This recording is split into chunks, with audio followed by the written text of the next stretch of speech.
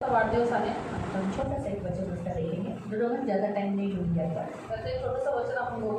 Bible में लिखा है आकाश के नीचे पृथ्वी के ऊपर हर एक बात का समय है। आणि बायबलमध्ये दिलेलं आहे की आकाशाच्या खाली पृथ्वीच्या वरती प्रत्येक गोष्टीची वेळ आहे. तो जन्म का भी एक समय है। तर जन्माची पण वेळ आहे. तो अक्सर हम जन्मदिन को इतना महत्व नहीं देते, खास करके हम ऐसा सोचते अभी हम उम्र हो गए, अभी हम क्या जन्मदिन मनाने का। आणि आपण जन्मदिवसाला महत्त्व देत नाही. आपण विचार करतो आता आमचं वय झालं, आता काय आपण वाढदिवस बनवायचा. क्या ये छोटे बच्चों का ठीक है, छोटे छोटे बच्चे लोग का जन्मदिन है तो ठीक है, ऐसा हम अक्सर सोचते हैं, लेकिन ऐसा नहीं होता है। परमेश्वर चाहता है कि हम प्रभु अपना जन्मदिन मनाएं और प्रभु को ज़रूर धन्यवाद का बलिदान चढ़ाएं। परंतु देवाची अशी इच्छा नाही. देवाची इच्छा आहे की आपण आपला वाढदिवस बनवावा आणि देवाला हमेशा धन्यवादाचं बलिदान चढवावं. जैसे देखो आज भी हमारे यीशु मसीह 2025 साल पहले यीशु मसीह ने जन्म लिया आणि 2025 वर्ष पहिले प्रभू येशूने जन्म घेतला. सही है, लेकिन आज भी हम पूरे संसार में उसका जन्मदिन मनाया जा रहा है ना। तरी सुद्धा आज पूर्ण जगामध्ये त्याचा वाढदिवस मनवला जातो. हर 25 दिसंबर को और 21 डिसेंबरला सभी लोग मनाते हैं, सब आनंद करते हैं। तो वैसे ही परमेश्वर हमें ये बात सिखाता है कि हम भी क्या करना चाहिए, अपने जन्मदिन पर आनंद करना चाहिए। अय्यूब ने अपने जन्मदिन को धिक्कारा, हम नहीं धिक्कारना चाहिए। आणि आपल्या वाढदिवशी आपण आनंद केला पाहिजे. योबाने जन्मदिवसाचा धिक्कार केला तर आपण धिक्कार नाही केला पाहिजे. ये बातें आप हमेशा याद रखो, हम कभी भी अपने जन्मदिन को धिक्कारना नहीं है। आणि एक गोष्ट तुम्ही नेहमी लक्षात ठेवा, कधी आपल्या जन्मदिवसाला आपण धिक्कारायचं तो नाही. हमारा जन्म परमेश्वर ने किया है। तर आपला जन्म देवाने केलेला आहे. साम 139 में 13वें वचन से लिखा है कि जब हम माँ के गर्भ में थे तब से परमेश्वर हमारा स्वामी है। आणि स्तोत्र संहिता 139 त्याच्या 13 मध्ये दिलेला आहे की ज्या वेळेस आपण आईच्या उदरामध्ये होतो तेव्हापासून देव आपला स्वामी आहे. और तब से वो हमारा स्वामी होने के कारण तब से वो हमें संभाल रहा है आणि देवापासून तो आपला स्वामी असल्यामुळे देवापासून तो आपल्याला सांभाळतोय. और हमारी हर एक घड़न वो क्या कर रहा है, हम बराबर रीति से माँ के गर्भ में बनाते आया है। आणि तो आपली प्रत्येक घडण ओळखतो आणि आईच्या गर्भामध्ये आपला तो घडवत आणि बनवत आलेला आहे. इसीलिए हमें क्या करना होता है, हमें जब भी हमारा जन्मदिन होता है तो हमें परमेश्वर को धन्यवाद देना होता है। आणि म्हणून आपल्या काय करायचं असतं, जेव्हा जेव्हा आपला वाढदिवस असतो त्यावेळेस आपल्याला देवाला धन्यवाद द्यायचा प्रभु असतो. ने मुझे अपंग नहीं बनाया, देवा तुम्हाला अपंग केलं त्यांनी, पूरा बॉडी का एक एक पार्ट अच्छा दिया, मला शरीराचे सर्व अवयव चांगले दिले, अच्छा अभी तक संभाला, आतापर्यंत सांभाळलं. इसलिए प्रभु को धन्यवाद देना। यासाठी प्रभूला धन्यवाद द्यायचे. प्रभु ने हमें अच्छा रूप दिया इसलिए धन्यवाद देना। देवाने आपल्याला चांगलं स्वरूप दिलं म्हणून देवाला धन्यवाद खाने द्यायचे. पीने के लिए और अच्छे माँ बाप दिए इसके लिए धन्यवाद देना। आणि अन्न पाणी सगळं दिलं, चांगले आई वडील दिले म्हणून धन्यवाद द्यायचे. बहुत सारे माँ बाप अपने बच्चों को छोड़ के चले जाते हैं, कारण की खूप सारे आई वडील आपल्या मुलाला सोडून निघून और जातात. हमारे माँ बाप ने हमें संभाला, अच्छा नाम दिया। देखो आप सबके नाम अच्छे रखे ना, आणि माँ बाप ने, आपल्या आई वडिलांनी आपल्या सांभाळलं, चांगलं नाव दिलं. तुमच्या आई वडिलांनी सगळे तुमचे नाव चांगले ठेवलेले आहे. इसलिए इस जन्मदिन पर हम अपने परमेश्वर को भी और अपने माँ बाप को भी धन्यवाद देना चाहिए। आणि म्हणून या वाढदिवसाच्या दिवशी आपल्या देवाला पण आपल्या आई वडिलांना आपण धन्यवाद दिला तो पाहिजे. जब जब आपका जन्मदिन होता है तो आप अपने प्रभु के भवन में आकर प्रभु को धन्यवाद देने का, और जब आप माँ बाप के पास जाकर उनको भी थैंक्स बोलने का, उनको भी धन्यवाद देने का, थैंक यू मुझे जन्म देने के लिए, मुझे संभालने के लिए, मुझे अच्छा नाम देने के लिए। शायद आपका नाम शायद आपको कितने लोगों को शायद पसंद भी नहीं होगा, लेकिन फिर भी बोलना, उनको थैंक्स देना। आणि तुमच्या जन्माच्या दिवशी देवाला धन्यवाद द्यायचा. आपल्या आई वडिलांकडे जाताना पण धन्यवाद द्या की मला चांगलं सांभाळण्यासाठी, जन्म देण्यासाठी आणि माझं नाव चांगलं ठेवण्यासाठी. खूप लोकांना आपलं नाव आवडत असेल तरी सुद्धा आई वडिलांना धन्यवाद द्या. आप धन्यवाद दो कि मुझे अच्छा नाम दिया और अब तक संभाला। तुम्ही धन्यवाद द्या देवाला, आई वडिलांना की मला चांगलं नाव दिलं आणि आतापर्यंत मला सांभाळलं. और आप दूसरों से गिफ्ट पाने की आशा छोड़कर आपको क्या करना है, परमेश्वर को और अपने माँ बाप को गिफ्ट देना है। आणि दुसऱ्यांकडून तुम्ही गिफ्ट घेण्याची आशा सोडून तुम्हाला देवाला आणि आपल्या आई वडिलांना गिफ्ट द्यायचं आहे. क्योंकि जन्म किसने दिया है, कारण की जन्म कोणी दिला, परमेश्वर ने। देवाने. क्या परमेश्वर को गिफ्ट देना है, मग तुम्हाला देवाला भेट द्यायची दूसरा आपके माँ बाप को देना है। आणि दुसरं तुमच्या आई वडिलांना द्यायचं आहे. बाकी चर्च में जो लोग आते हैं आप उनसे गिफ्ट ले सकते हैं, बाकीचे चर्चमध्ये लोक आले त्यांच्याकडून तुम्ही भेट गिफ्ट घेऊ शकता. लेकिन परमेश्वर से और अपने माँ बाप को आपको गिफ्ट देना है। परंतु देवाला तुमच्या आई वडिलांना तुम्हाला भेट द्यायची आहे. और रविदास को भी प्रभु ने जन्म दिया है, तर रोहिदासला पण देवाने जन्म दिला. इतना टाइम तक प्रभु ने उसे संभाला, एवढ्या वेळापर्यंत देवाने त्याला सांभाळलं. तो इसीलिए अभी उसका जन्म का आज के दिन से, अभी उसका जन्म क्यों हुआ आपको पहले बताएं, परमेश्वर की महिमा के लिए। बाइबल में लिखा है हम सबका जन्म इसलिए हुआ ताकि हम परमेश्वर का क्या करें, गुणानुवाद करें, परमेश्वर की महिमा करें। आणि आपल्या सगळ्यांचा जन्म यासाठी झालेला आहे की आपण देवाचे स्तवन करावे, त्याच्या नावाचा गुणानुवाद करावा, त्याचे गौरव करावे. तो अभी रोहिदास के लिए प्रभु का वचन है, डिटोनॉमी चैप्टर 7। आणि रोहिदाससाठी परमेश्वरचं वचन आहे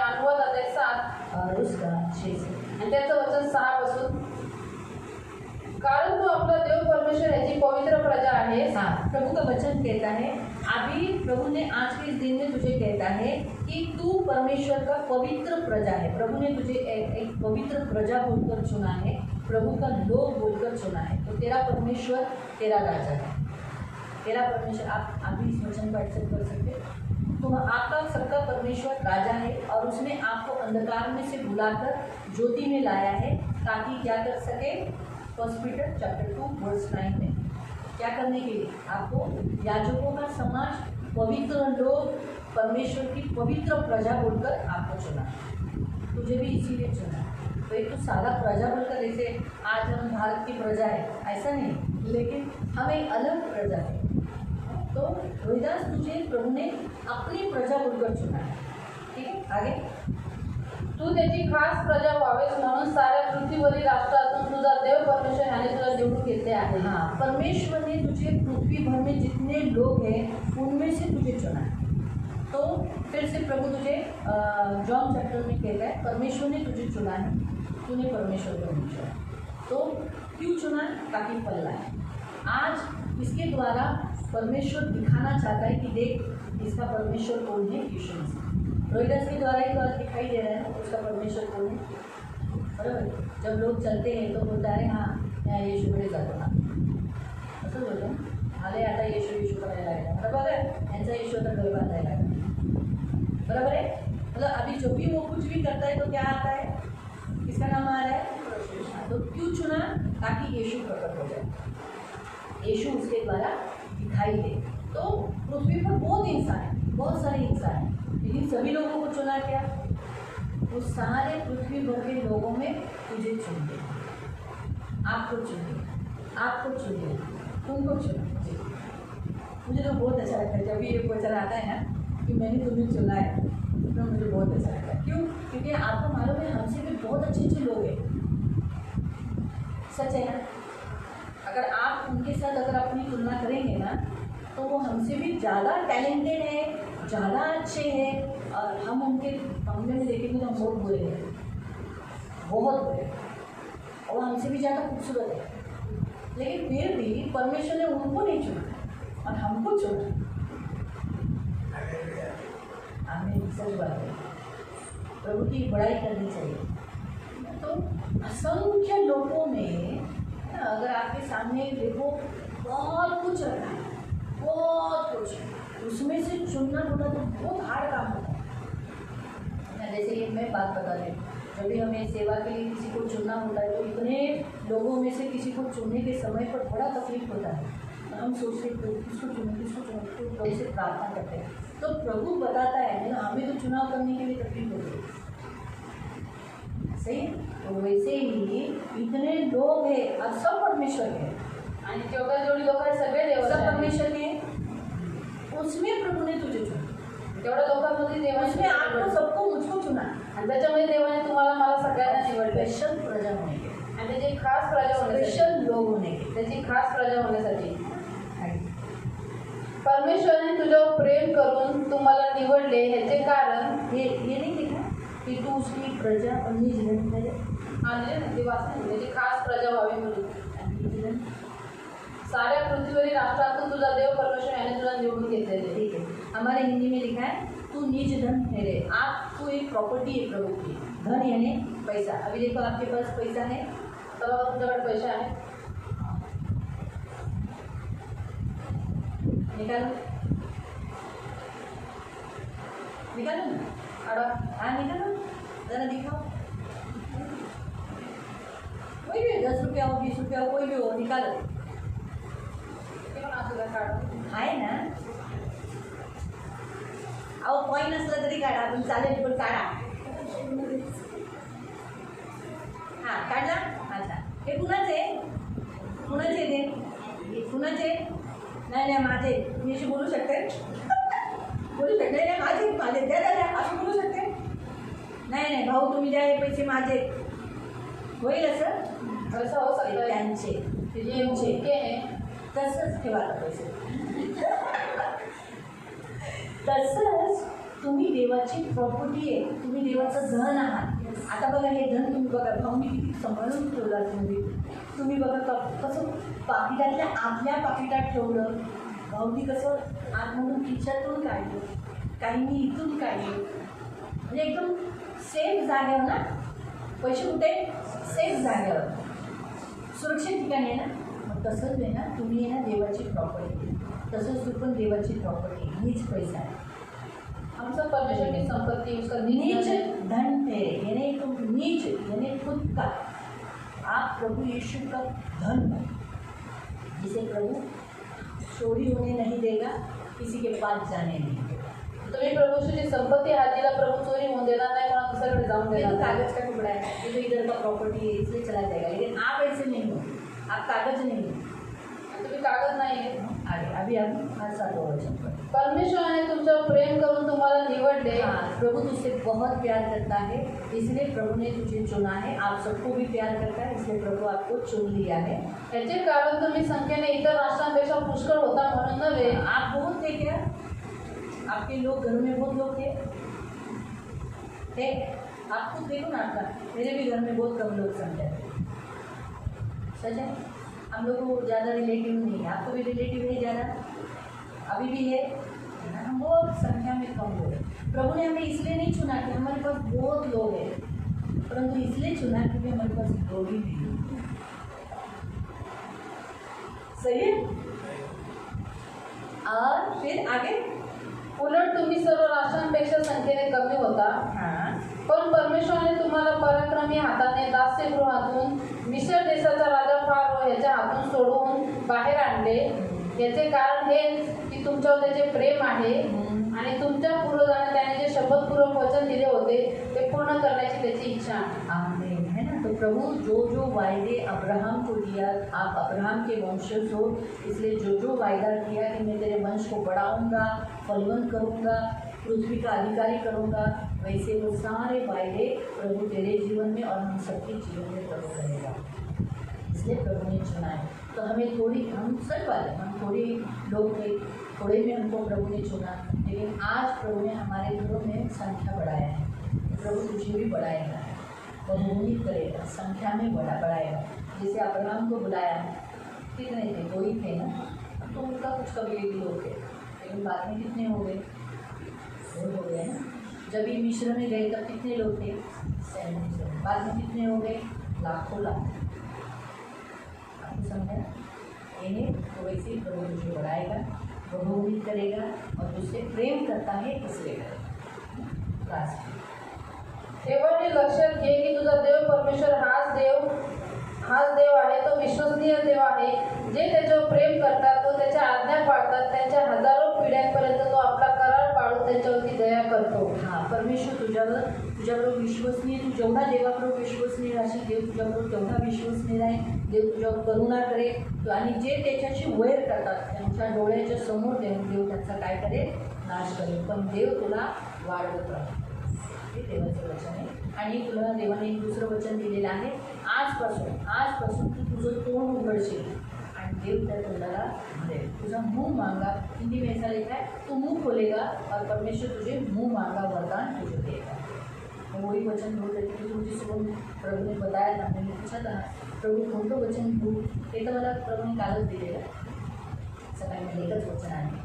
ॲटलीस्ट 2 वचन द्यायला जरा बरं वाटतं. ठीक आहे, एकच वचन द्यायचं. मला एकच वचन खूप छान आहे, म्हणजे तरी पण दुसरं एक वचन दे. बोला आज से रोहिदास को कहना कि वो जो मुंह खोलेगा मैं उसको भर दूँगा. उसको मुँह संभाल कर बात है. तू जो बोलेगा, तू जो मन में इच्छा रखेगा, परमेश्वर तेरी मन की इच्छा को पूरा करेगा. मला वाटतं ते भजन संगीतामध्ये बघितलं. म्हणून बायबल वाचण्याचा किती फायदा होतो.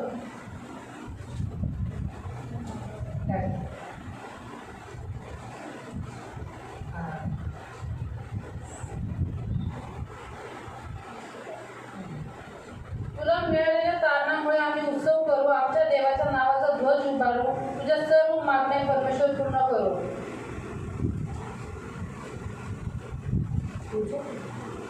परमेश्वर आपल्या अभिषिक्ताला चालतो हे आता मला कळून आले. तो आपल्या वाचन पूर्ण वाचन. हाँ 5 वो तुझे मुंह मांगा वरदान देगा. हमारी हिंदी में ऐसा लिखा है, लेकिन अलग जगह में ऐसा भी लिखा है तू मुंह खोलेगा उसे मैं तुझे भर दूंगा और तेरे मुंह मांगे वरदान को तुझे दे दूंगा। ठीक है, तो हम प्रार्थना करेंगे उसके लिए। आ जाए